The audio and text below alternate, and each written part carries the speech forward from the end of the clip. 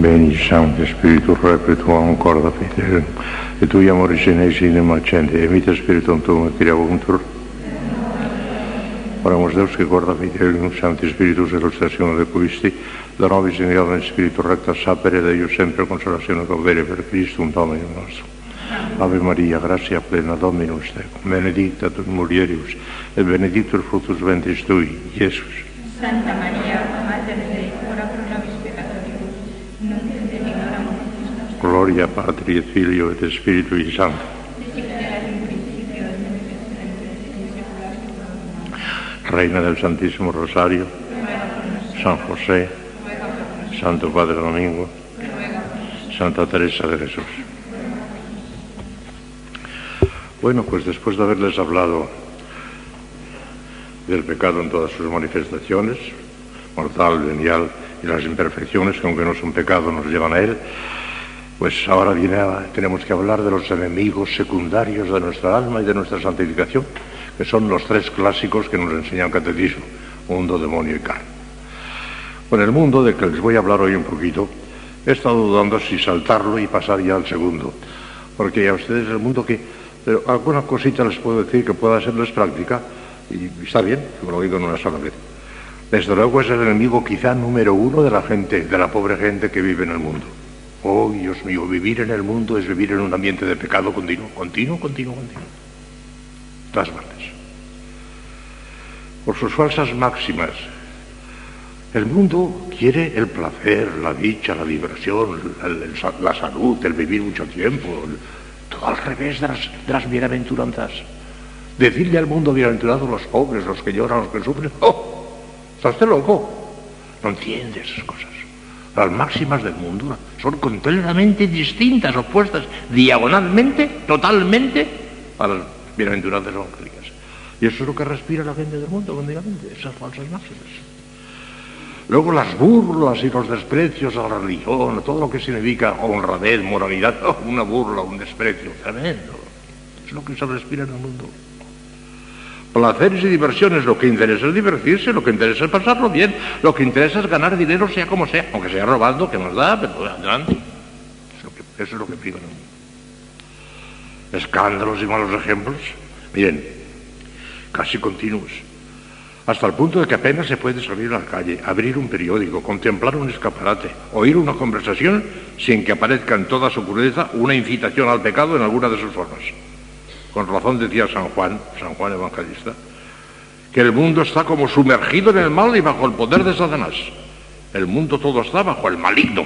Primera de Juan 5:19. Y el Divino Maestro nos puso en guardia contra las seducciones del mundo. ¡Ay del mundo por sus escándalos! Anunciándonos el espantoso destino que aguarda a los escandalosos. Más le valdría que le colgasen al cuello una rueda de molino y lo arregasen al mar. Estas cosas a nosotros no nos afectan. Gracias a Dios ustedes tienen la inmensa dicha de haberle dado al Señor una vocación que las aparta radicalmente y absolutamente del mundo. Aquí es muy difícil que entre el humo de Satanás. Alguna vez se puede infiltrar y ahora hablaremos un poquito, pero es muy difícil. En el mundo, en cambio, lo único que hay es humo de Satanás, cada vez más. Terrible. Modo de combatirlo. Precisamente estoy llevando las gafas de lejos, me he dejado arriba las gafas de cerca y no puedo ver lo que leo. Modo de combatir. El remedio más eficaz contra el mundo sería huir materialmente de él, lo que han hecho ustedes. Lo que ha hecho Dios en ustedes, mejor dicho. Pero como no todos los cristianos tienen vocación de cartujos o ermitaños, y la inmensa mayoría han de vivir en medio del mundo, sin renunciar no obstante a la perfección cristiana, que nos obliga también como cristianos, es preciso que adquieran el verdadero espíritu de Jesucristo, que es diametralmente opuesto al espíritu del mundo. Y les doy unos cuantos consejos que aquí no pegan, y que no hacéis más que leer los titulares, no el párrafo completo, los titulares. Primero, huida de las ocasiones peligrosas. ¿Cuántas ocasiones peligrosas mundanas tienen en la clausura? Ninguna. Bendito sea Dios. Nunca se lo agradecerán bastante. Ocasiones peligrosas mundanas, ni una. Dentro de la clausura no. Hay alguna ocasión peligrosa por el mal ejemplo de unos a otros, podría ser. Pero en el sentido de malas ocasiones peligrosas que hay en el mundo, ni una. La clausura. Nunca se lo agradecerán bastante Dios, el hecho de haberles dado vocación de clausura. Segundo, avivar la fe. Avivar la fe es saber qué es lo que vale y qué es lo que no vale, qué es lo que es esencial y qué es lo que es accidental, qué es lo que tiene importancia y qué es lo que no tiene importancia, qué es lo que tiene razón de ser de vida eterna y lo que no tiene nada que ver con la vida eterna. La gente no medita en esas cosas, nada, absoluto, nada. La fe. Si cada vez hay menos fe en el mundo. Ya lo dijo nuestro Señor, cuando vuelva el Hijo del Hombre encontrará fe en la tierra. Está perdiendo a chorros la fe, es una cosa tremenda. Y algunos con una desfachatez tremenda dicen, yo soy creyente, no practico, ¿por qué tengo que practicar? Creyente, no practicante, peor que si no fueras creyente. Tienen más responsabilidad todavía. Y son en legión los que dicen con gran desfachatez, sí, yo creo en Dios, pero no practico, no voy a misa, ¿para qué? Corriente y normal en el mundo eso. Tercero, considerar la vanidad del mundo, si todo pasa y las mías. Pasa la forma de ese mundo, pasan los placeres, las concupiscencias, nada hay estable bajo el cielo, todo se mueve y agita, como el mar dotado por la tempestad. El mundo además cambia continuamente sus juicios, sus afirmaciones, sus gustos y caprichos, reniega a veces de lo que antes había aplaudido con frenesí, yendo de un extremo a otro sin el menor escrúpulo o pudor, permaneciendo constante únicamente en la facilidad de la mentira y de la obstinación en el mal. Todo pasa y se desvanece como el humo, únicamente Dios no se muda, como decía Santa Teresa, y juntamente con él permanecen para siempre su verdad, veritas domini manet in aeternum, la verdad del Señor permanece para siempre, su palabra, verbum autem domini manet in aeternum, primera de Pedro 1:25, su justicia eius manet in seculum seculi, y el que cumple su divina voluntad, qui autem faci voluntatem Dei manet in aeternum, permanece para siempre. De todo esto no hay nada en el mundo. Y últimamente, que les aconsejo a ellos, y con esto ya termino lo que les aconsejo a ellos esto les viene muy bien, lo que les aconsejo aquí, pero a ustedes no. Pisotear el respeto humano. Parece mentira que se tenga respeto humano. Hay muchísima gente, Dios mío, el respeto humano terrible. ¿Qué dirán de mí? ¿Qué dirán si voy a mí, si voy a tal sitio nomás? Mis hermanas, son unas santitas, gracias a Dios, lograron en el pueblecito donde suelen pasar el verano, ahora están allí, no están en Madrid, resulta que lograron que un hombre que llevaba muchos años que no se confesaba, se confesase. Y por fin se confesó y fue a misa. Bueno, pero en adelante ya sabe usted que tiene usted que llevar una vida cristiana y tiene usted que ir a misa todos los domingos. No, ahora todos los domingos, si no he ido nunca, ¿qué dirá la gente si me voy a misa todos los domingos ahora? ¿De qué mentalidad? ¿De qué mentalidad? Así son el mundo. Ya digo, a ustedes no les afecta nada de esto, pero hay que tener un poquito de cuidado porque si Pablo VI dijo, y es verdad, que el humo de Satanás se infiltró dentro de la Iglesia, a veces puede infiltrarse un poco de espíritu del mundo dentro de los conventos de clausura también. En los conventos de vida activa, que ya no se llaman ni conventos siquiera, son residencias, son no sé cuántas cosas, pero convento ya no, ahí sí que se ha infiltrado el espíritu del mundo, en muchísimos de ellos una barbaridad. Y en algunos conventos de clausura, en este, gracias a Dios, creo que no, pero en algunos conventos de clausura se ha infiltrado de tal manera por culpa, ante todo y sobre todo, de los que debían orientar y resulta que son desorientadores, que les han hecho un daño terrible. Hay algunos conventos de clausura que ya no son conventos de clausura. Por culpa sobre todo de los malos desorientadores. Han sido suficientemente bobas las monjas para dejarse engañar y se han engañado. Y como es tan cómodo, la comodidad es muy cómoda. Dejar las austeridades, dejar las cosas duras, eso es muy cómodo. Eso enseguida se acostumbra uno a eso. Tengan cuidado. No se dejen influir de nadie. Les voy a dar algunas precauciones, nada más que algunas precauciones que se pueden tener en cuenta. Yo no he preguntado nada a ninguna religiosa y no sé nada de lo que pasa en esta casa, pero imagino, porque sé cómo funciona, gracias a Dios. Me imagino que ustedes no tienen televisión. Claro que no, ¿verdad? Estaría bonito.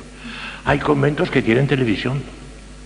Y no solamente la tienen, sino que hay monjas que pasan horas enteras ante el televisor. Que están al tanto de la última película, del último partido de fútbol, que se saben de memoria todo lo que hacen los socialistas, los comunistas y los anarquistas, porque saben todo. Están al tanto de todo y viven de aquello. Una monja, una religiosa, porque en general no son monjas, son religiosas. Y saben ustedes que la palabra monja, canónicamente, se aplica únicamente a las de clausura. Únicamente ustedes son monjas. Las otras de vida activa son religiosas. Canónicamente es la palabra que les corresponde, es religiosas. Monjas son ustedes nada más. Pues ya digo, alguna monja puede ser todavía, que si hay algún convento de clausura que tienen televisión. Pero en los conventos de vida activa, las religiosas, en casi todos. Y además viven de la televisión y no quieren renunciar y adelante. Y miren ustedes, el enemigo número uno que hace más daño en el mundo a la gente mundana es la televisión. Los socialistas de ahora han hecho un daño terrible por una razón muy sencilla. Antiguamente, antes del movimiento nacional, antes de la guerra, lo que hacían era quemar iglesias, quemaron miles de iglesias en España, mataban sacerdotes y monjas, 6.000 y pico de sacerdotes, no sé cuántas monjas, pero muchísimas también, 11 obispos, pero después se convencieron que matando obispos y sacerdotes y quemando iglesias no se consigue nada, porque después se vuelven a construir las iglesias, vuelven a meter otras monjas y se acabó. Ahora tienen otra táctica muchísimo más satánica, muchísimo peor. Vamos a poner la escuela laica, la LOCSE, vamos a poner la escuela laica, que sea poco menos que imposible la asignatura de religión. ¿Saben cómo lo han puesto? La asignatura de religión es voluntaria, sí, hasta en las escuelas públicas, las del Estado, hay asignatura de religión, pero es voluntaria, de tal manera que a la hora de la religión, ya los obispos han dicho, bueno, a la hora de la religión que pongan otra asignatura obligatoria, y en fin, que elijan ellos, que sea voluntaria. No, a la hora de la religión, recreo.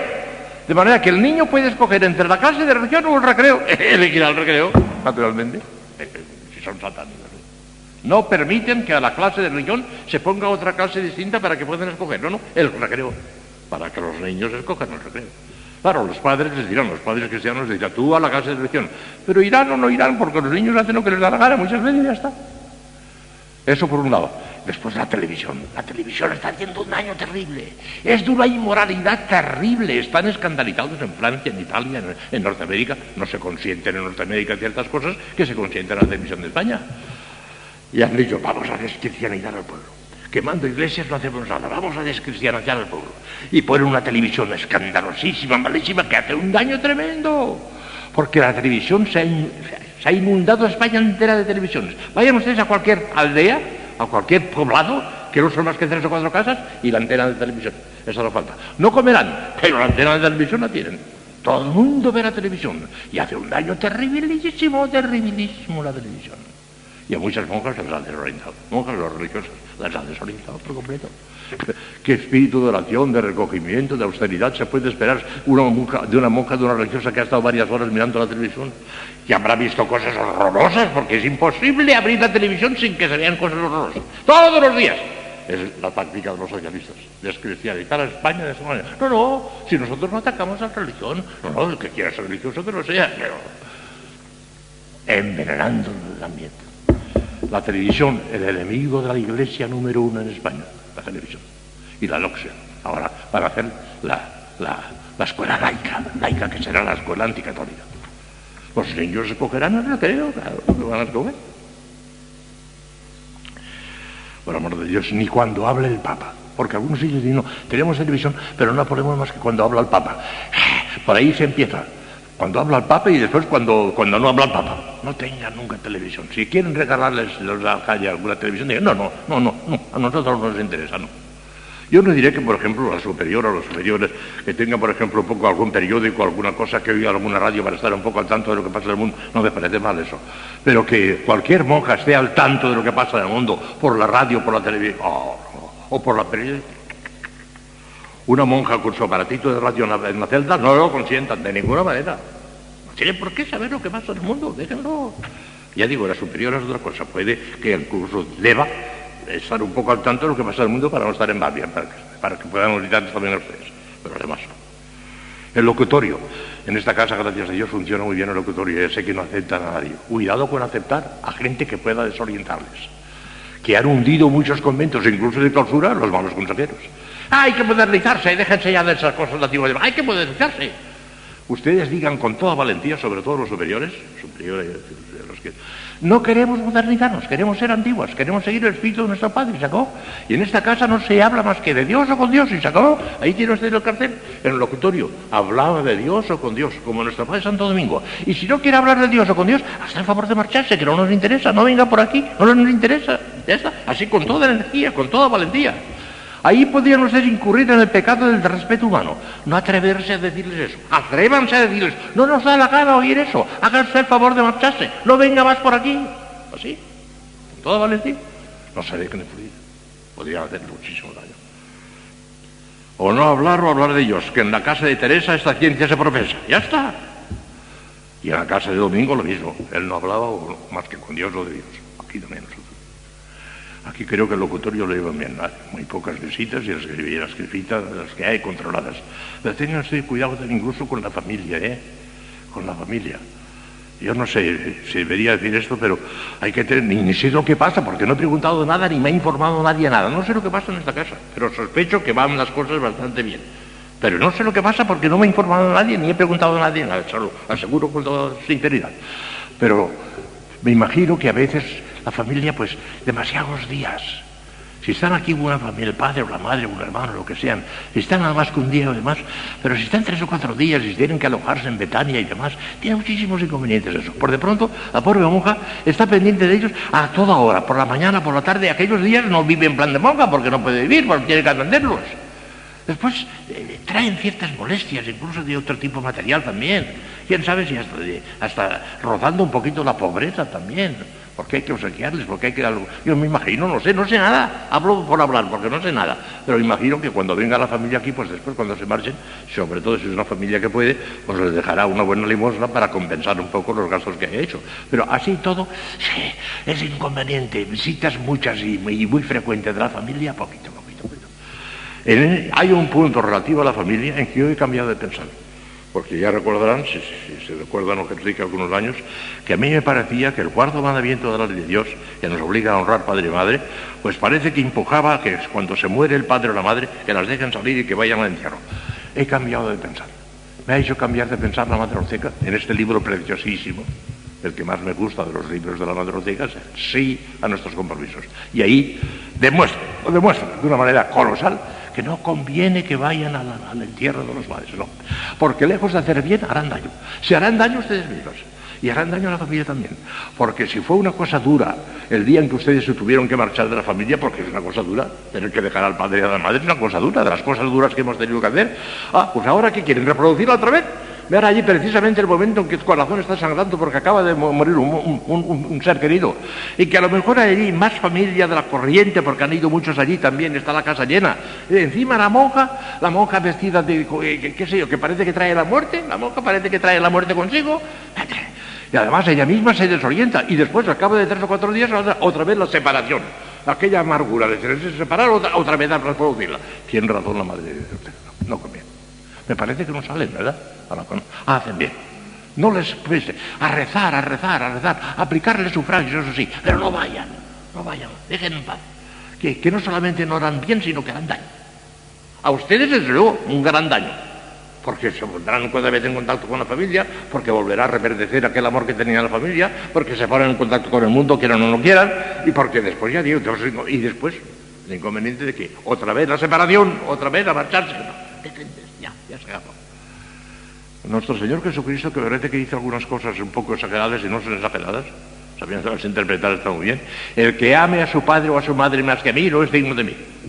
¿Entonces no podemos amar al padre y a la madre? Claro que sí. Pero ámale en la forma en que Cristo quiere que le ames, con todo tu corazón y con toda tu alma, pero rezando, sacrificándote por Él. Y nada más, ya está. El corazón, sobre todo el corazón, para Cristo, nada más que para Él. El padre y la madre, honrales con tu oración y con tu sacrificio, pero metiéndote allí precisamente y sobre todo interviniendo en los asuntos de la familia. A veces hay disgustos terribles entre hermanos, entre parientes y demás, y la monja interviniendo allí, enemistándose con unos, enemistándose con otros. Cuidado con las cartas también. Con las cartas se puede hacer mucho bien, pero se puede hacer mucho daño también. Y pocas cartas, Hermes. Si fuesen cartas, por ejemplo, de dirección espiritual, ya saben el poco afecto que le tengo yo, la poca de palabra, vis a vis, todavía pase. Porque si hay algún malentendido, se corrige enseguida y se puede decir. Pero cuando por carta se escribe alguna cosa que a lo mejor se ha interpretado mal, y es muy difícil inmediatamente deshacer aquel entuerto, pues se le puede hacer muchísimo daño. Yo, con la dirección epistolar, no digo absolutamente a nadie. Me parece que ahora les contesté que una vez me escribió la primera carta, y dice: esta mañana, después de comulgar, Nuestro Señor me ha dicho que le escriba a usted. No le conozco a usted, no sé quién es, pero me ha dicho que le escriba a usted para que sea mi director espiritual. Contestación mía. Yo no solo contesto a las cartas, las suelo echar enseguida al centro. Que ya lo decir. Pues dígale a nuestro Señor que lo siento mucho, pero no tengo tiempo para ser su director espiritual. No tengo tiempo. Dígaselo a nuestro Señor de mi parte. De manera que en la primera carta, amenazándome ya con una visión de nuestro Señor, mandándome una cosa, entonces aquí ¿quién será el director? Sería ella la directora, no yo. Fuera. Dígale que no tengo tiempo, que lo siento muchísimo. Ya está.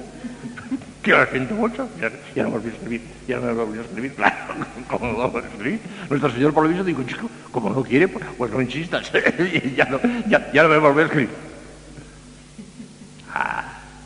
Cuidado con la dirección espiritual, que se pierde mucho tiempo. A veces es útil.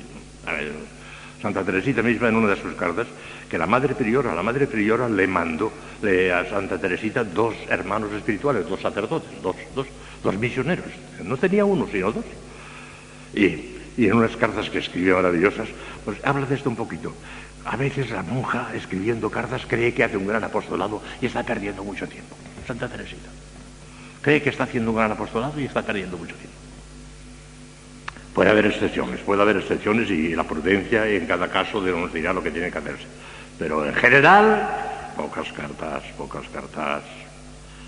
Huéspedes, ya he hablado un poquito de eso. Salidas, hijas mías, las salidas las más indispensables y que sean absolutamente necesarias, porque aquí puede haber un abuso. El abuso puede ser crearse la necesidad de salir, que hay monjas, no hay monjas, pero monjas religiosas de clausura, se crean ellas la necesidad de salir. Tienen que ir al médico, tienen que ir al oculista, tienen que ir al dentista, tienen que ir... Muchas veces es mentira, no lo necesitan.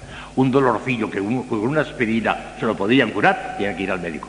Una aspirina bastaba, pero tienen que ir al médico. Se crean la necesidad de salir. Cuidado. Cuando es verdad, una operación quirúrgica además. Eso es una cosa necesaria, una cosa de verdad. Cuando vengan las elecciones, a votar todas, eso sí, es necesario, porque a veces del voto de las monjas depende que salga un candidato católico o no católico, a votar sí.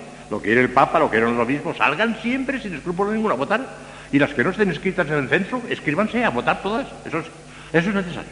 Pero cuando salgan a la calle por lo que sea, por el médico, por el dentista, para votar o por lo que sea, den un gran ejemplo, hijas mías, el ejemplo. Que el mejor predicador es el ejemplo, que pueden hacer muchísimo bien sin decir una sola palabra nada más que con el ejemplo, o pueden hacer muchísimo daño por su ligereza, por su superficialidad, por la falta de sentido común. Tengan cuidado, por amor de Dios. El buen ejemplo cuando salgan. Y que salgan con disgusto, con ganas de volver enseguida a la clausura.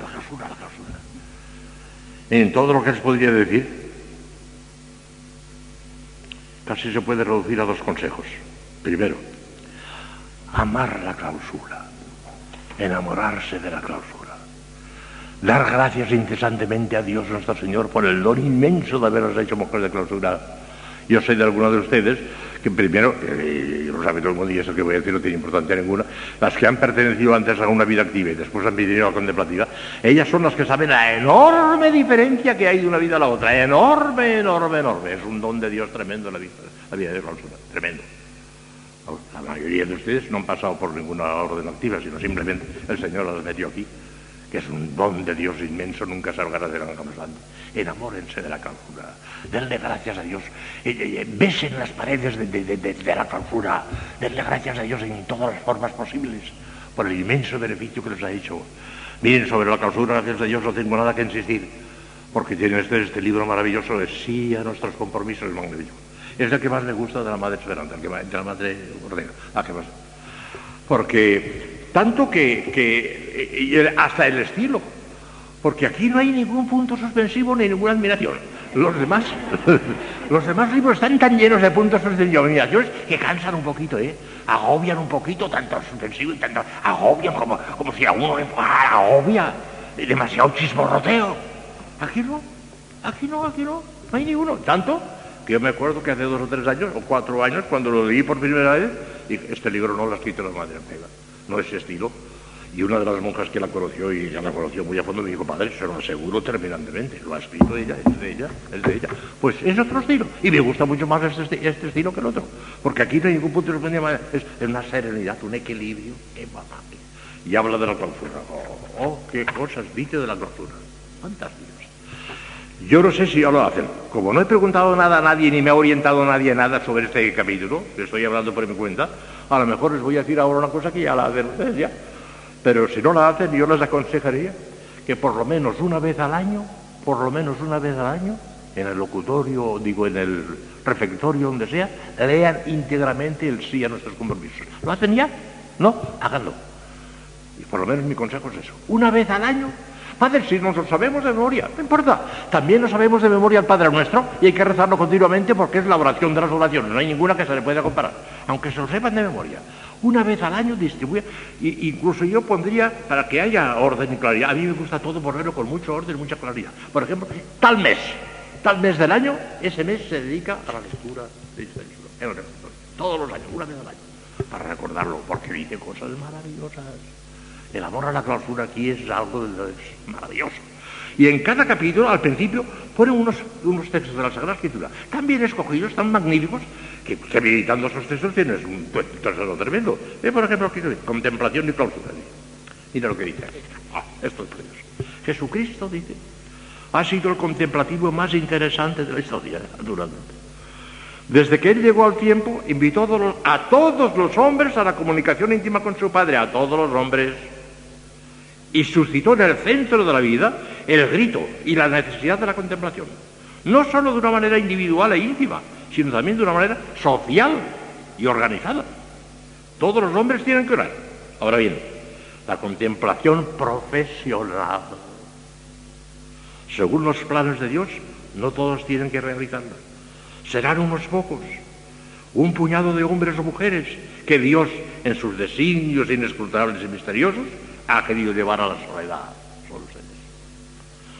Los contemplativos están entresacados de los hombres y son para Dios y para la humanidad entera. En el grupo de contemplativos, Dios ve a toda la tribu humana. El contemplativo profesional ha de entregarse sin reservas a una profesión de amor que, según frase de Pablo VI, es la cúspide de la gran pirámide de la actividad humana. El contemplativo debe ser el hombre del desierto, de la montaña. En el picacho alto del monte de la contemplación establece su tienda misteriosa, tienda colgada entre el cielo y la tierra, puente entre la eternidad y el tiempo. Esta montaña debe estar envuelta en llamas. A veces una nube densa y espesa la rodea, es igual. Lo interesante es que el contemplativo no se canse del clima de la montaña, del silencio de la montaña, de la paz de la montaña. El contemplativo en la montaña está marcando dirección de Dios. La montaña es una flecha indicadora, por eso debe estar perfectamente delineada y clara. Pasando un árabe por un monasterio de clausura, sorprendió a la comunidad en oración. Enseguida preguntó: ¿qué hacen esas mujeres? La respuesta de un sacerdote católico que le acompañaba fue: estar ahí. Ellas demuestran con su presencia que el otro con mayúsculas, está también ahí. Y lucía rutilante la lamparilla del sagrario, anunciando misterios. ¡Qué bonito! No es muy fácil estar ahí. Para ello hace falta una vocación concreta. Vocación de clausura. La contemplación profesional exige la clausura. Pequeño desierto físico, como símbolo y realidad del gran desierto espiritual. Espacio grande que el alma necesita para dedicarse exclusivamente a su visión intemporal. Fíjense bien los adjetivos que va a meter. Para dedicarse exclusivamente a su visión intemporal, internacional, ecuménica, cósmica, más bien. Exacto. Ustedes están influyendo en el mundo entero. Una influencia cósmica del cosmos entero. Se beneficia de un convento de clausura. Debe beneficiarse de un convento de clausura. Si vive en la clausura, si vive en la soledad, si están perdidamente enamoradas de la soledad y de la clausura, si miran con horror el tener que salir alguna vez a la calle, con horror, la clausura. ¿Te acuerdas las monjitas de San Sebastián, pobrecitas, cuando tuvieron que salir a pedir porque se les había caído la casa y no tenían más remedio que salir todos los domingos a las iglesias a pedir? Y salían con una pena tremenda, y cuando volvían a la casa respiraban a gusto en la clausura, y cuando por fin ya consiguieron el suficiente dinero para reparar lo que tenían que reparar, se encerraron definitivamente otra vez en la clausura y son felicísimas. San Sebastián funciona muy bien también, por eso voy yo, si no, no iría. Son monjas de clausura, estupendo. Enamóranse de la clausura, vivan la clausura. ¿Qué textito pone aquí de la Sagrada Escritura? Su cimiento está sobre los montes altos, el Altísimo es quien la sostiene. Salmo 87. Le hizo oír su voz y la introdujo en la nube. Qué bonito, eclesiástico. Bendito sea Yahvé, que ha otorgado su amor en maravillosa ciudad fortificada. Estaré en la cima de la colina, teniendo en la mano el cayado de Dios. Se alejó hacia un monte desnudo. Me puso sobre un monte alto, en cuya cima parecía que estaba edificada una ciudad. Por el exterior de la casa había un muro todo alrededor. Acomodaos en la peña, sed como la paloma cuando anida en las paredes de las almas. Yo estaré junto al muro, a ver qué me dice. Luchad hoy por vuestros hermanos, clamando a Dios en oración, en silencio, en soledad. Sobre su vestidura talar estaba todo el pueblo. Su Dios es un Dios del mundo. Qué bonito, qué precioso. Tenemos una ciudad fortificada, Isaías. Él ha puesto para protegernos muro y antemural. Isaías 26:1. Mansión segura, tienda que no se arranca. No se conmoverán jamás sus estacas, ni se romperá ninguna de sus cuerdas. Isaías 33. Yo seré para ella muralla de fuego, y en su interior seré gloria. Zacarías 2:9. He buscado entre ellos un hombre que repasase el muro y se mantuviera en la brecha frente a mí en defensa del país. Yo estaré en pie en mi puesto, en pie sobre el muro, y quedaré observando a ver qué me dice.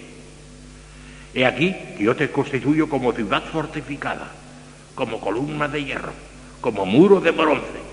Van a luchar contra ti, mas no podrán vencerte, porque yo estoy contigo para librarte, dice Yahvé.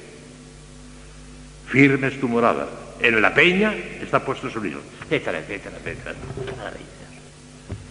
Dios mío, lo que tiene ustedes que agradecerle a Dios por ser monjas de clausura. Yo ya lo he dicho muchas veces, y sabe el Señor que digo la pura verdad, que soy fraile porque soy hombre, pero si fuera mujer sería monja de clausura, eso desde luego. Eso con toda seguridad. Y también podría ser monje de clausura porque os da los cartucos y demás, y le advierto que no sé. Si tuviera ahora 20 años, tal como está el mundo, tal como están las órdenes religiosas, no lo sé. Si no, me metería todavía cartujo. Porque hoy muchas veces las órdenes religiosas no funcionan. Casi ninguna no funciona. Pidan mucho, por amor de Dios, pidan mucho. Ustedes tienen esa dicha enorme de estar en la clausura, de estar siempre en contacto con Dios nuestro Señor, de día y de noche, de día y de noche. Tiene un capítulo sobre la noche maravilloso. Léanlo, vívanlo, adórenlo. La noche. La noche, no dejen jamás eso. Es un sacrificio que lo acabe. Ayer les causó una impresión tremenda a mucha gente que cuando les estuve contando todo lo que hacen ustedes, pero háganlo de verdad, que sea de verdad, por amor de Dios, pero con toda el alma, con toda el alma. Y hay un texto de la Sagrada Escritura, lo pone aquí también, y si hay alguno que cobarde, que haga el favor de marcharse, que no perturbe a los demás. Aquí tiene que ver almas valientes, almas que no tengan que resignarse a la clausura, sino que la deseen con toda su alma, que tengan una ambición tremenda de clausura. Ya está. Vivan la clausura, es un tesoro inmenso de Dios. Y mira por dónde, hablando del mundo, hemos terminado hablando de la clausura. Nada, me parece que hemos terminado. Mañana les empezaré a hablar al demonio, lo dedicaré, porque no es porque lo merezca, sino porque lo merecemos nosotros, lo dedicaré por lo menos 2 días. Al demonio sí. Pero al mundo ya ve usted que le he dedicado muy poquito, porque las cosas que digo en la teología de la religión están muy bien para la gente del mundo, pero para ustedes no. Y por consiguiente he derivado las cosas un poquito y hemos acabado, en vez de hablar del mundo, hablando de la clausura. Bueno, de manera que nada más, hasta mañana, si Dios quiere. Veni Sancte Spiritus repletuarum corda fidelium, et tui amoris in ecce in accente, emite Spiritum tuum et creabuntur, Oremos Deus que corda Fidelum Sancti Spiritus e lo stazione de Cristi, da nobis in Spiritu recta sapere Dei sempre consolazione gaudere per Christum Dominum nostrum. Ave Maria, gratia plena, Dominus tecum, benedicta tu in mulieribus, et benedictus fructus ventris tui, Iesus.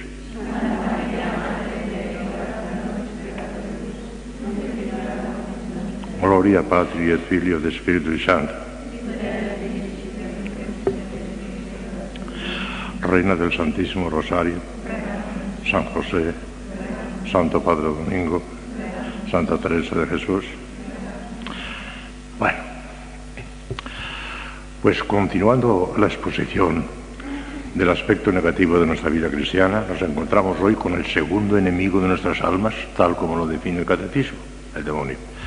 Y hay muchas cosas que decir. Parece que es un tema negativo y es muy positivo. Saldrán cosas muy prácticas y muy provechosas para todos nosotros.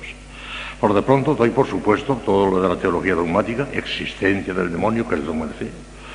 Uno de los grandes triunfos que ha obtenido el demonio es hacer pensar a mucha gente que no existe. El demonio no existe. Vaya, sí existe. Dogma de fe. Existe. Y tiene un poder enorme, tiene una inteligencia genial. Conserva su inteligencia angélica para el mal, la emplea para el mal. Y tiene un poder tan enorme que si el Señor le diese cuerda suelta nos aplastaría a todos, pero no lo deja. Es terrible, terrible el demonio. Pero está muy atado. No tengan miedo que le podemos nosotros también atar. Además tenemos el ángel de la guarda. Según el doctor angélico, Santo Tomás de Aquino, como ustedes saben, el oficio propio del demonio es tentar. El oficio propio del sastre es hacer trajes, el del cocinero, cocinar. El oficio propio del demonio es tentar. Sin embargo, añade enseguida Santo Tomás que no todas las tentaciones que el hombre padece proceden del demonio, ¿no? Las hay que traen su origen en la propia concupiscencia, como dice el apóstol Santiago, palabras de Santiago. Cada uno es tentado por sus propias concupiscencias que le atraen y seducen. Con todo, es cierto que muchas tentaciones proceden del demonio. Llevado de su envidia contra el hombre y de su soberbia contra Dios. Son las dos principales razones. Envidia contra el hombre, que va a heredar el trono que él perdió allá arriba en el cielo, y un odio terrible contra Dios, que era convertido de ángel, que era, bueno, un demonio para toda la eternidad. Consta expresamente en la divina revelación, las palabras de San Pablo expresas, revestíos de la armadura de Dios, habló San Pablo, para que podáis resistir a las insidias del diablo, que no es nuestra lucha contra la carne y la sangre, sino contra los principados, contra las potestades, contra los dominadores de este mundo tenebroso, contra los espíritus malos de los aires. Anda por el aire, anda por todas partes el demonio. Efesios 6, 11, 12. Y San Pedro, como saben ustedes, lo decimos todos los días en completos, compara al demonio a un león enfurecido que anda dando vueltas en torno a nosotros para devorarnos. Primera de San Pedro 5, 8. Pero bueno, ¿cuándo se sabrá si una tentación viene del demonio o no viene del demonio? Esto ya es muy importante. Porque nos acabamos de decir que no todas las tentaciones vienen del demonio. A muchísima gente el demonio no les tienta nunca. ¿Para qué? ¿Cómo les va a tentar? Si se tientan ellos. Cuando ellos mismos se ponen en toda clase de peligros, no se molesta. En ciertos antros de perversión y demás, el demonio no entra nunca. ¿Para qué? Ya lo hacen ellos. Entonces, cuando se trata de una persona que quiere santificarse, sobre todo como nosotros, que queremos darnos a todos Dios, es a quien más tienta, porque sabe que si lo tienta a él, ellos no se pondrán en ocasiones. Díganlo lo que les digo. No hay una norma fija o clara señal para distinguir cuándo la tentación procede del demonio o de otras causas. Sin embargo, cuando la tentación es repentina, violenta y tenaz, cuando no se ha puesto ninguna causa próxima ni remota que pueda producirla, cuando pone profunda turbación en el alma, o si sugiere el deseo de cosas maravillosas o espectaculares, o incita a desconfiar de los superiores, o a no comunicar nada de cuanto ocurra al director espiritual, bien puede verse en todo eso una intervención más o menos directa del demonio. Ahí no se ve otra causa más bien el demonio, en todas esas cosas. Cuando es repentina, cuando uno está tranquilo y aplaude una tentación terrible sin saber por qué, sin haberse puesto en ninguna ocasión, aquí se ve claramente la acción del demonio. Dios no tienta jamás a nadie para incitarle al mal, lo dice el apóstol Santiago 1:13. Cuando la Sagrada Escritura habla de las tentaciones de Dios, usa la palabra tentación en su sentido amplio, como simple experimento de una cosa. Tentar experimentum subere. Tentar es tomar experiencia de una cosa. Y no con relación a la ciencia divina, que Dios lo sabe todo, no necesita tentarnos para saber cómo responderemos, sino para que nos enteremos nosotros de cómo somos. Pero Dios permite que seamos incitados al mal por nuestros enemigos espirituales para darnos ocasión de mayores merecimientos. Jamás permitirá que seamos tentados por encima de nuestras fuerzas. Jamás está revelado por Dios. Lo dice San Pablo, 1 Corintios 10:13. Dios es fiel y no permitirá jamás que seáis tentados sobre vuestras fuerzas. Antes dispondrá con la tentación el éxito para que podáis resistirla. 1 Corintios 10:13. Son innumerables las ventajas de la tentación vencida con la gracia y ayuda de Dios. Por eso las permite, por las grandes verdades, por los grandes beneficios que nos trae la tentación cuando es vencida. Porque humilla a Satanás, hace resplandecer la gloria de Dios, purifica nuestra alma llenándonos de humildad, arrepentimiento y confianza en el auxilio divino. Nos obliga a estar siempre vigilantes y alerta, a desconfiar de nosotros mismos esperando todo de Dios, a mortificar nuestros gustos y caprichos, excita a la oración, aumenta nuestra experiencia y nos hace más circunspectos y cautos en la lucha contra nuestros enemigos. Con razón afirma Santiago, palabras del apóstol Santiago, bienaventurado el varón que soporta la tentación, porque probado recibirá la corona de la vida que Dios prometió a los que le aman. Por eso, sería una gran equivocación decir, Señor, que no nos vengan tentaciones. No dice eso el Padre Nuestro. No nos dijo eso, no el Padre Nuestro. No nos dejes caer en la tentación, pero las tentaciones vendrán. Y quiere Dios que vengan, precisamente de eso, por todas estas ventajas tan grandes. Ya nos dará Él la gracia para vencer. Ahora veremos de qué manera, cómo hay que luchar contra la tentación. Pero para obtener todas estas ventajas es necesario adiestrarse en la lucha con el fin de obtener la victoria mediante el auxilio de Dios, claro. Para ello nos ayudará mucho conocer la estrategia del diablo y la forma de reaccionar contra ella. Ahora viene un punto, la estrategia del diablo. ¿Qué hace el diablo para tentarnos? Que me parece a mí que es una de las páginas más brillantes y más originales que escribí en mi teología de la perfección. Es un comentario a lo que pasó en Adán y Eva en el paraíso terrenal.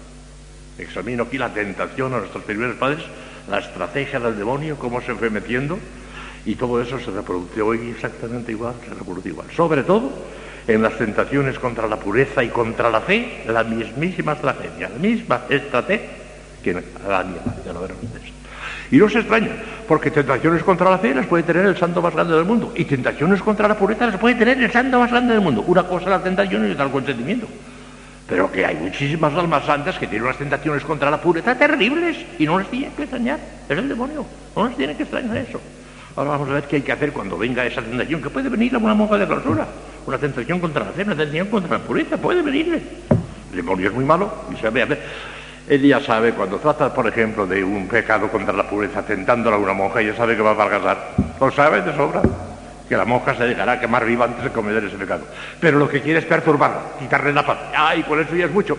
Si logra quitarle la paz y perturbarla y ponerla nerviosa, ya ha conseguido una gran victoria. No pretende otra cosa muchas veces. Ya sabe que de hecho el pecado, la monja se dejará quemar viva. Pero a ver si luego quitarle la paz, a ver si luego intranquilizarla.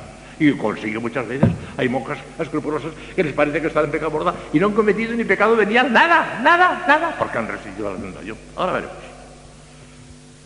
¿Acaso en ninguna otra página inspirada aparece con tanta transparencia y claridad la estrategia solapada del demonio en su oficio de tentador, como en el relato impresionante de la tentación de la primera mujer que ocasionó la ruina de toda la humanidad en el paraíso terrenal?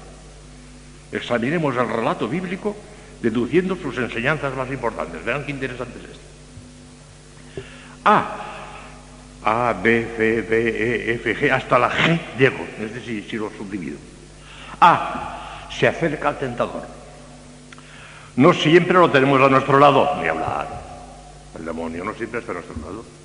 Sabemos ciertamente que el ángel de la guarda está a nuestro lado, día y noche, ese sí. Pero que el demonio esté a nuestro lado, no. Está cuando viene a tentarnos, o cuando quiere estar, pero siempre, continuamente, día y noche. Digo yo aquí, algunos santos padres y teólogos creen que al lado del ángel de la guarda, deputado por Dios para nuestro bien, tenemos todos un demonio designado por Satanás para tentarnos y empujarnos al mal. Pero esta suposición no puede apoyarse en ningún texto de la Sagrada Escritura del todo claro e indiscutible. Parece más probable que la presencia del demonio junto a nosotros no es permanente y continua, sino circunscrita a los momentos de la tentación. Esto parece desprenderse de ciertos relatos bíblicos sobre todo de las tentaciones del Señor en el desierto. Se atrevió a tentar a nuestro Señor el demonio.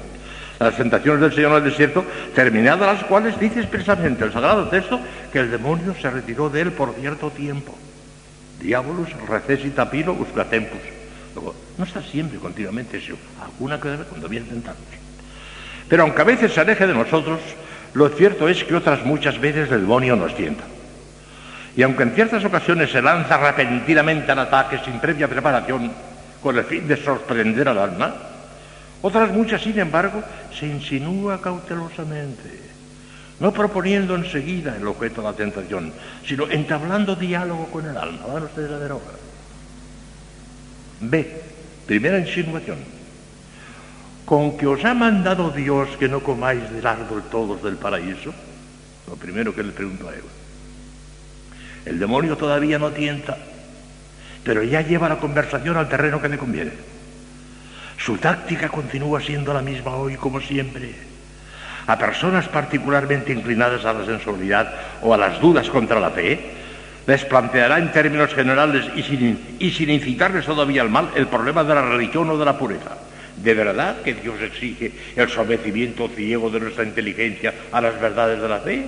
¿O la unímoda inmolación nuestros instintos más naturales? ¿Será verdad eso o será un poco de exageración? Se insinúa. La respuesta del alma. Si el alma, al advertir que el simple planteamiento del problema representa para ella un peligro, se niega a dialogar con el tentador, derivando, por ejemplo, el pensamiento e imaginación a otros asuntos completamente distintos, la tentación queda estrangulada en su misma preparación y la victoria obtenida es tan fácil como rotunda. El tentador se retira avergonzado ante el olímpico desprecio. Pero si el alma imprudentemente acepta el diálogo con el tentador, se expone a grandísimo peligro de sucumbir. Hay que resistir en el acto, sin esperar un instante. Imaginen ustedes cuando vamos a clavar un clavo en la pared. No, aquí no, hay piedra. Tampoco, aquí hay piedra. No, hay piedra. Por fin, aquí entra un poquito. Hasta adentro. Si le damos un poquitín de paso, hasta adentro. Hay que poner piedra enseguida. En el acto, piedra. En el acto. ¿Cómo? Ahora les diré algunas estrategias para poner esa piedra en el acto. Tratar inmediatamente de poner a la imaginación en contacto con otra cosa completamente distinta. Porque cerrando los ojos y apretándose, por siendo nervioso, no se consigue nada. Si con eso no se consigue nada, no hay que ponerse nervioso. Pero hay que darle pábulo a la imaginación de tal manera que se desvíe en absoluto de la tentación. Por ejemplo, vamos a repasar el mapa de España. Galicia 4, Coruña, Lugo, Orense y Pontevedra, Asturias 1, Oviedo, Galicia, y cuando lleguen a Málaga, la tentación está en las Islas Canarias. No sé si, claro, o las de Corea o las de China, pues no sé. ¿En cuántos pueblos de España he estado yo visitando? Pues me acuerdo que estuve en tal pueblo, en tal pueblo, en tal pueblo, en tal pueblo, en tal pueblo. Cuando lleguen al 10 o al 11, la tentación ya lo sé. La tabla de multiplicar, 2 por 2, 4, 2 por 3, 6, 2 por 4, 8. Y cuando llega al 16, la tentación no existe. Ven ustedes, hay que darle pábulo inmediatamente a la imaginación para que se aparezca. Porque poniéndose nervioso y cerrando los ojos y diciendo, no quiero, no hacer nada con eso. Porque ponerte nerviosa. Hay que darle pábulo a la imaginación para que desaparezca la tentación. Eso es importantísimo. Pero en el acto, piedra en el acto. O cualquiera de estos procedimientos en el acto. Sin dialogar ni un instante, porque si dialogan, vean lo que pasó. Y respondió la mujer a la serpiente, del fruto de los árboles del paraíso comemos, pero del fruto del que está en medio del paraíso nos ha dicho Dios, no comáis de él, ni lo toquéis siquiera, no vayáis a morir. El alma se da cuenta de que Dios le prohíbe terminantemente realizar aquella acción.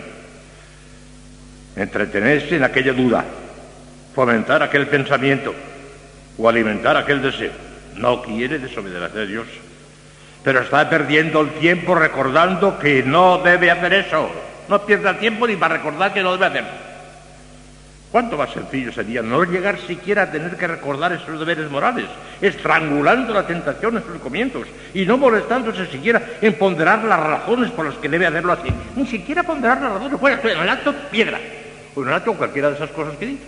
Está en el acto, sin dialogar. Sigue, proposición directa del pecado. El alma ha cedido terreno al enemigo y este cobra fuerzas y audacia para intentar directamente el asalto. Y dijo la serpiente a la mujer: de ninguna manera moriréis. Es que Dios sabe muy bien que el día que comáis de ese árbol se abrirán vuestros ojos y seréis semejantes a Dios, conocedores del bien y del mal. Aquí ya está la tentación. Ya no es una insinuación, ya está la tentación. ¡Comed, bobos! Si precisamente van a ser mucho más grandes. El demonio presenta un panorama deslumbrador. Detrás del pecado, ahora ya no dice, vas a ser como Dios. Eso ya no lo vi, eso lo dijo una vez y ya no puede repetirlo. Pero presenta un panorama deslumbrador. Detrás del pecado se oculta una inefable felicidad. Ya no sugiere al alma el pensamiento de que será como Dios. Esa utopía solo pudo presentarla una vez. Pero le dice que será feliz si se entrega una vez más al pecado. En todo caso, añade, Dios es infinitamente misericordioso y te perdonará fácilmente. Claro que una vez, goza una vez más del fruto prohibido. Nada malo te sucederá. ¿No tienes experiencia otras veces? ¿Cuándo gozas? ¿Y qué fácil es por salir del pecado por el inmediato arrepentimiento? Pecas, te confiesas, y aquí no ha pasado nada. Eso es lo que les dice la gente del mundo, y quizá también alguna moja cuando esté turbada. ¿Qué tal? Después te confiesas y aquí no ha pasado nada. Si el alma abre sus oídos a estas insinuaciones diabólicas, está perdida. En absoluto está todavía a tiempo de retroceder. La voluntad no ha dado todavía su consentimiento. Pero si no cortan el acto y con energía, está en gravísimo peligro de sucumbir.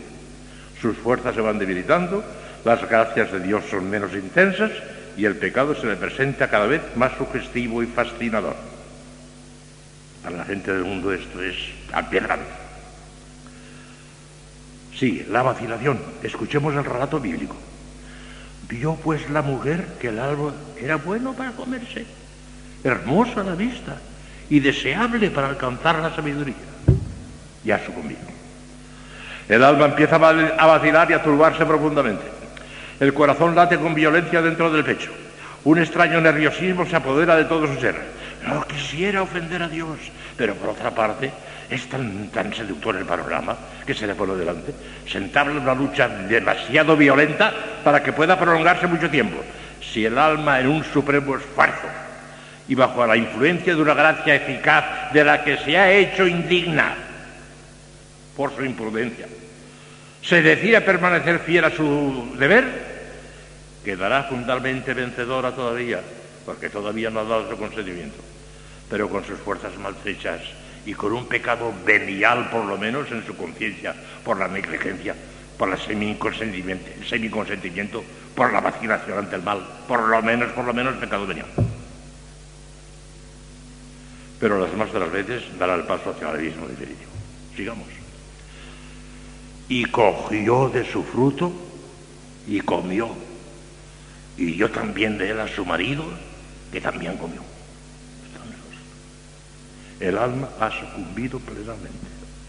Ha cometido el pecado. Y muchas veces, por el escándalo y la complicidad, lo hace también cometer a otros. Una catástrofe, porque fue cediendo terreno poquito a poquito. La desilusión. Cuán distinto encuentra la pobre alma el pecado de cómo se lo había pintado la sugestión diabólica. Inmediatamente de haberlo consumado experimenta una gran decepción que la sumerge en la mayor desventura y en el más negro vacío. Abrieron los ojos, dice la Sagrada Escritura, ambos, y viendo que estaban desnudos, cosieron unas hojas de higuera y se hicieron unos cinturones. Se encontraron desnudos, que lo habían perdido todo. Catástrofe tremenda. Es el misterio de los misterios. ¿Cómo Dios permitió eso? Lo permitió. Claro que Cristo lo reparó, corregido y aumentado, pero los millones de catástrofes que ha traído aquel pecado original. Toda arranca de ahí. La pobre alma se da cuenta de que lo ha perdido todo. Se ha quedado completamente desnuda delante de Dios, sin la gracia santificante, sin las virtudes infusas, sin los dones del Espíritu Santo, sin la amorosa inhabitación de la Santísima Trinidad, con pérdida absoluta de todos los méritos contraídos a costa de grandísimos esfuerzos durante toda su vida, sin nada, se queda a cero. Se ha producido un derrumbamiento instantáneo de toda su vida sobrenatural. Y solo queda en medio de aquel montón de ruinas su amarga decepción y la carcajada sarcástica del vencedor, de Satanás. La catástrofe de las farmacias. Un terremoto del cual mueren 50.000 personas, ¿qué importancia? Cosa de niños. Eso es una cosa temporal, pasa y se acabó. ¿Qué importancia? Un pecado mortal. Eso sí que es terrible desgracia. A terrible desgracia de las desgracias. Que venga la muerte, que nos caiga ahora un rayo y nos mate a todos antes que un pecado mortal. Grandes gracias al pecado mortal. Hermano, ya nos habla el primer día. Luego la vergüenza y el remordimiento. Inmediatamente se deja oír inflexible y terrible esa página de la Sagrada Escritura, la voz de la conciencia que reprocha el crimen cometido. Oyeron a Yahvé de Dios que se paseaba por el jardín al fresco de la tarde y se escondieron de Yahvé de Dios, Adán y su mujer, en medio de la arboleda del jardín. Pero llamó Yahvé de Dios a Adán diciendo: Adán, ¿dónde estás?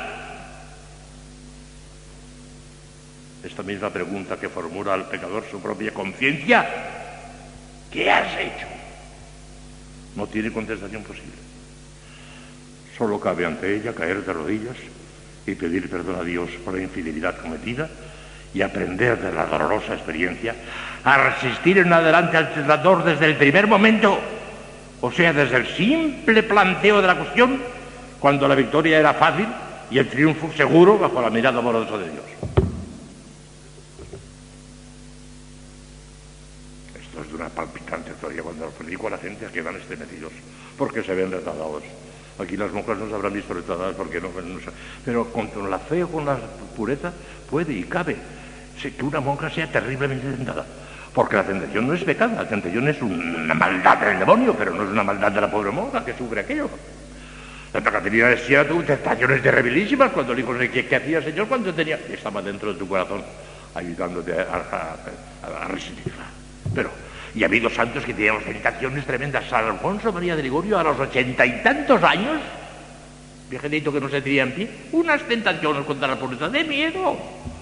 Sudaba terriblemente. A los 80 y tantos años, el demonio. Si es que no tiene nada de particular, ni tiene que escandalizarse si una monja experimenta tentaciones contra la fe, contra la pobreza. No se escandalice, eso puede ocurrir. Lo que tiene que hacer es todo esto que acabamos de decir. Ahora bien, conducta práctica ante las tentaciones. Esto es lo práctico. Como ven, este año, aunque les estoy hablando de cosas negativas, son muy positivas. Todo esto es muy importante, vaya si es importante. Parece negativo y es muy positivo. Conducta práctica en las tentaciones. Vamos a hablar lo que hay que hacer antes de la tentación, durante la tentación y después de la tentación. Antes de la tentación, la estrategia fundamental para prevenir las tentaciones, la sugirió nuestro Señor Jesucristo a los discípulos de Getsemaní la noche de la cena. Vigilad y orad para no caer en la tentación. Vigilancia y oración. Es lo que hay que hacer antes de la tentación, o sea, continuamente. Vigilancia y oración. Nos lo da la consigna el mismo Cristo, o sea, a los apóstoles. Vigilante. El demonio no renuncia a la posesión de nuestra alma. Si a veces parece que nos deja en paz y que no nos tienta, es tan solo para volver al asalto en el momento menos pensado. En las épocas de calma y de sosiego, hemos de estar convencidos de que volverá la guerra, acaso con mayor intensidad que antes. Es preciso vigilar alerta para no dejarnos sorprender. Esta vigilancia se ha de manifestar en la huida en todas las ocasiones. En el mundo esto tiene importancia enorme. Si se meten en la cuestión están perdidos. Ustedes, gracias a Dios, no se meten en las ocasiones porque dentro de la clausura no tienen ocasiones de pecado. De ciertas faldillas veniales sí, de faltar la caridad, de faltar, eso sí, pero de cosas gordas dentro de la clausura no. En el mundo, meterse en las ocasiones peligrosas y están perdidos. En la previsión de asaltos inesperados, en el dominio de nosotros mismos, particularmente del sentido de la vista y de la imaginación, en el examen preventivo, en la frecuente renovación del propósito firme de nunca más pecar, en combatir la ociosidad, que es la madre de todos los vicios, y en otras cosas semejantes. Estamos en estado de guerra con el demonio y no podemos abandonar nuestro puesto de guardia y centinela si no queremos que se apodere por sorpresa en el momento menos pensado de la fortaleza de nuestra alma. Vigilancia, lo primero. Siempre, continua. Pero vigilancia solo no es. Ahora viene algo más importante. Vigilancia y oración. Vigilar y orar para no caer en tentación. No basta nuestra vigilancia y nuestros esfuerzos. La permanencia en el estado de gracia y, por consiguiente, el triunfo contra la tentación requiere una gracia eficaz de Dios que solo puede obtenerse por vía de oración, porque las gracias eficaces no se merecen. La gracia de permanecer largo tiempo en estado de gracia es una gracia eficaz de Dios que no se merece ni el santo más grande del mundo, ni San Pablo. Nadie merece una gracia eficaz. Se puede obtener infaliblemente, pero por vía de petición, por vía de oración. Y bueno, y ahora vuelvo a repetir para que se os quede bien grabado, que benditísima sea la adoración. La adoración es lo primero, adorar. Pero adorar solo no, pedir, y pedir para nosotros. No nos dejes caer en la tentación. El que se dedica nada más que a adorar y no pide está equivocado. Nuestro Señor, pedid y recibiréis, llamad y os abrirá, buscad y encontraréis. Nos lo manda nuestro Señor, hay que pedir. ¿Y si cómo? El Padre Nuestro. No los dejes caer en la tentación, ahí está la petición que tienen que hacer, no hace falta que inventen otra. Está en el Padre Nuestro. Hay que pedir. Sin oración no tendrán la gracia eficaz. Y sin la gracia eficaz no resistirán las tentaciones. No den vueltas, no hay otra cosa. Porque la oración sin humildad no vale. La vigilancia más exquisita y el esfuerzo más tenaz resultarán del todo insuficientes sin la ayuda de la gracia de Dios. Con ella, en cambio, el triunfo es infalible. Esa gracia eficaz, como ya dijimos, escapa al mérito de justicia. Nadie la puede merecer. Y a nadie se le debe estrictamente, ni siquiera a los mayores santos. Pero Dios ha empeñado su palabra y nos lo concederá infaliblemente si se la pedimos con la oración revestida de las debidas condiciones, la principal de las cuales es la humildad. Ello pone de manifiesto la importancia excepcional de la oración de súplica. Con razón decía San Alfonso María de Ligorio, refiriéndose a la necesidad absoluta de la gracia eficaz, que solo puede conseguirse por vía de oración, y decía, palabras textuales de San Alfonso que son un poco exageradas. Ahora se las voy a rectificar, me voy a permitir el lujo de rectificar un poquitito a San Alfonso María de Ligorio, porque dice, el que ora se salva y el que no ora se condena. Un poco exagerado. El que ora se salva, ciertísimo, porque si ora tendrá la gracia eficaz y se salvará. Pero el que no ore se condene, eso hay que ponerle ahí un poquito de excepción. Porque la misericordia de Dios es tan grande que puede a veces concedernos la gracia sin habérsela pedido. La misericordia de Dios es inmensa y puede concedernos la gracia sin habérsela pedido. Por consiguiente, hay que rectificar un poquitín lo que dice San Alfonso de Ligorio. Es decir, el que ora se salva y el que no ora, ojo, puede condenarse.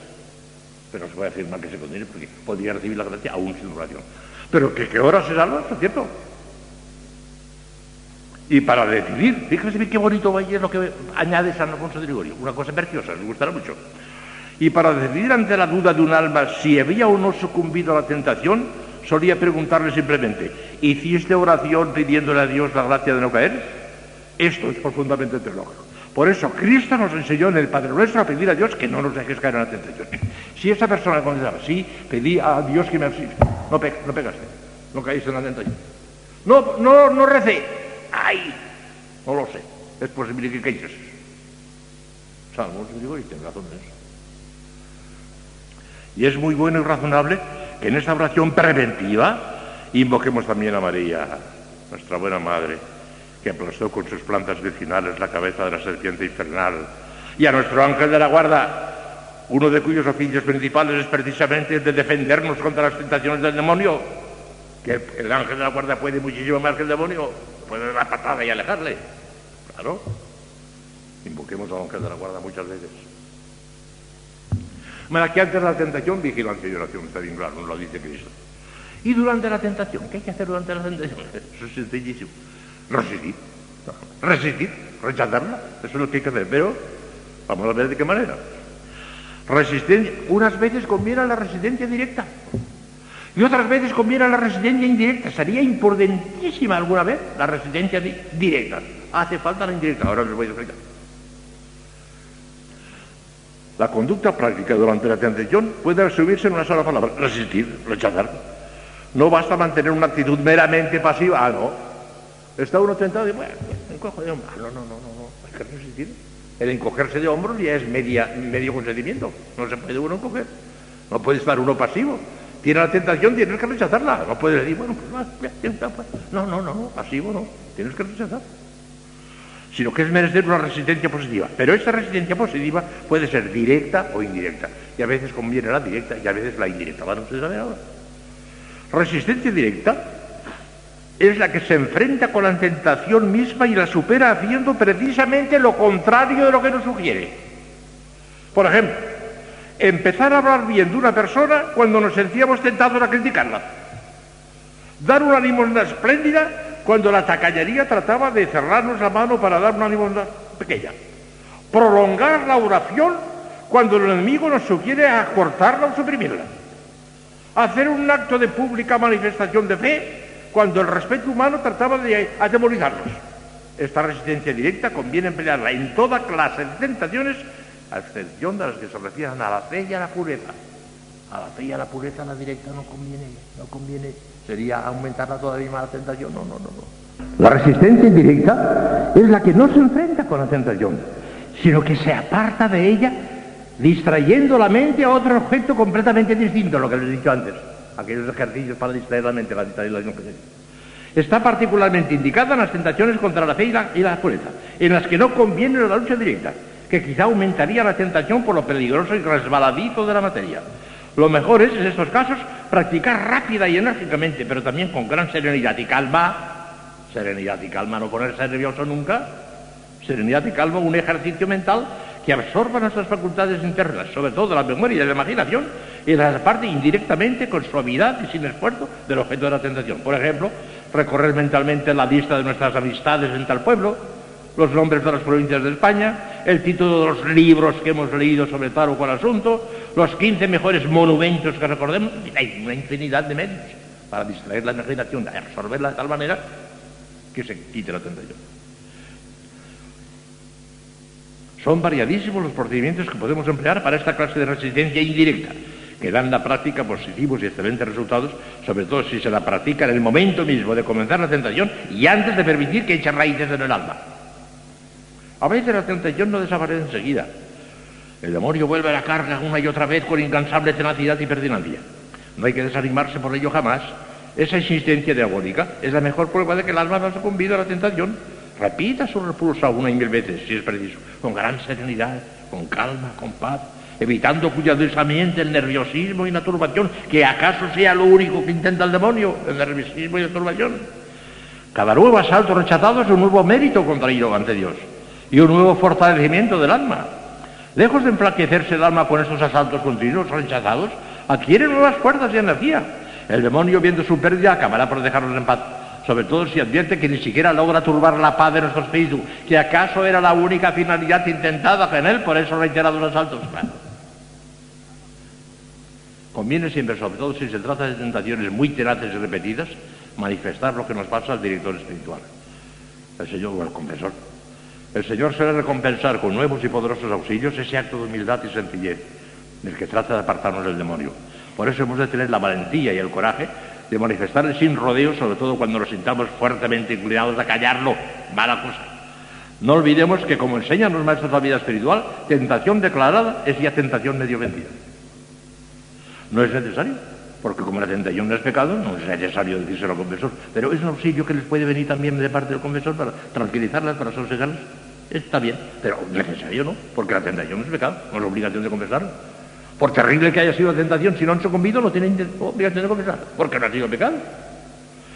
Y después de la tentación, viene lo último ya, después de la tentación, no pueden haber ocurrido más que tres cosas, y nada más que tres. Que hemos caído, que no hemos caído, o que la cosa esté dudosa. A ver qué se hace en cada caso. Si hemos vencido por la gracia eficaz de Dios. Gracias, Señor, sígueme ayudando. Una oración de acción de gracias porque nos ha ayudado el Señor. Si no hubiéramos perdido, así hubiera. Si hemos caído, un arrepentimiento profundísimo que llega a lo más hondo del alma, y si hubiese sido un pecado grave, entonces no basta el arrepentimiento, porque es difícil que lo hagamos bien al sacramento de la penitencia enseguida, arrepentimiento, y se acabó, y escarmentar para otra vez. De manera que si no hemos caído, gracias, Señor, por tu auxilio. Si hemos caído, perdón, Señor, que soy miserable. Y no me tiene que extrañar que el miserable sea miserable, que el pecador sea pecado, y que eso no nos tiene que extrañar, como decía el otro día San Francisco de Sales. Y en fin, si está la cosa dudosa, que eso es lo que puede ocurrir una monja sobre todo, que no estoy segura si consentí, si no consentí, estoy no segura. Si no está segura que consiguió con Dios, no consiguió. Porque el pecado mortal es una cosa tan clara, tiene que ser una advertencia tan clara, un consentimiento tan perfecto, que si hay duda no hubo consentimiento perfecto. Porque si yo tengo un vaso de agua aquí y no sé si me lo bebí o no bebí, entonces tengo dudas, es que no me lo bebí. Porque para acceder, si lo hubiera bebido, tendría la seguridad absoluta que cogí el vaso y que me lo bebí. Si se tiene duda, no se ha consentido. Porque el pecado mortal es una cosa seriamente conocida, advertida y consentida. Si hay duda, no hay pecado mortal.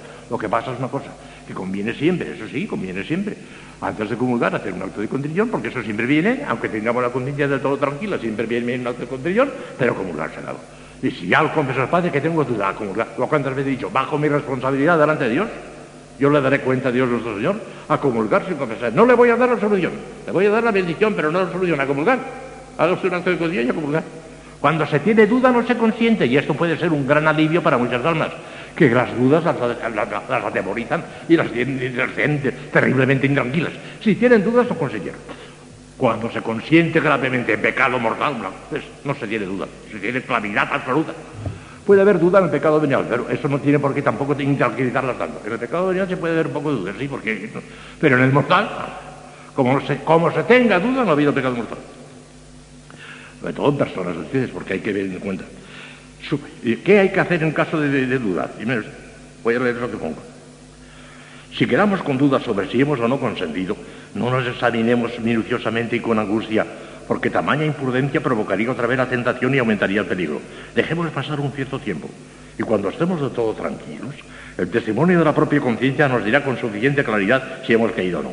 En todo caso, conviene hacer un acto de perfecta contrición y manifestar al confesor, llegada la hora, sin necesidad de adelantar la confesión, llegada la hora, lo ocurrido en la forma que esté en nuestra conciencia, o mejor en la presencia de Dios, y se acabó, y tranquilos.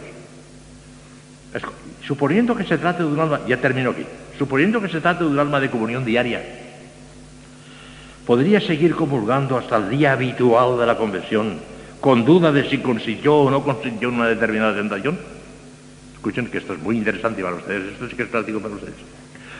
No se puede dar una contestación categórica y universal aplicable a todas las almas y a todos los casos posibles. El confesor juzgará teniendo en cuenta el temperamento y las disposiciones habituales del penitente y aplicando el principio moral de la presunción.